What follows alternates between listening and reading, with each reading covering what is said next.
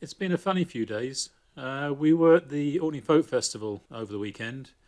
We then went into the commemoration of the Battle of Jutland, and here we are proposing to talk about the flat rate scheme for VAT. The scheme is intended for the smallest VAT registered businesses, but we'll come back to that in a minute. You pay a fixed rate of VAT, and we'll return to those rates in a second. You charge your customers the usual rate, and you keep the difference. You can't also reclaim any input tax, subject to certain exceptions. Here are just a few examples of the published rates, but you can see a full list on the HMRC website. What we find is that some businesses can benefit by using the flat rate scheme to the tune of hundreds and sometimes thousands of pounds. It just depends on the percentage appropriate to your particular business. There is a list of eligibility criteria, but the main one is that your turnover before entry must be below £150,000.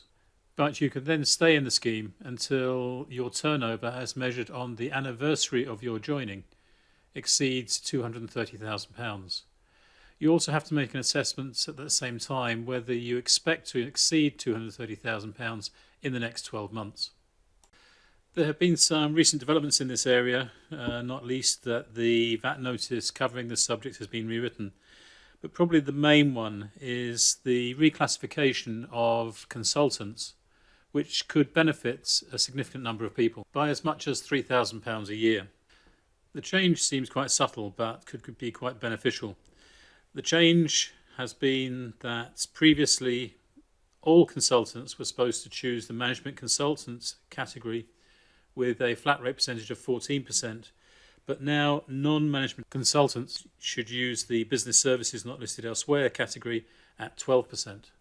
So you could benefit if you are a health and safety consultant, an employment consultant, marketing or tax consultant, or any other consultant, provided that you don't trade as a management consultant.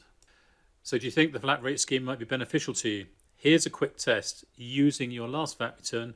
Take the totals of box 1 and box 6, multiply by the flat rate percentage, add on any VAT from equipment you purchased in the quarter, and see how this compares to the actual VAT that you paid or received, as shown in box 5.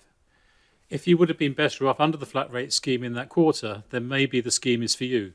If you would have been worse off, then the chances are that it is not the place for you to go. If the results are inconclusive, then try it over a number of quarters. As always, if you want to discuss this further, please get in touch with us and we'll be happy to help.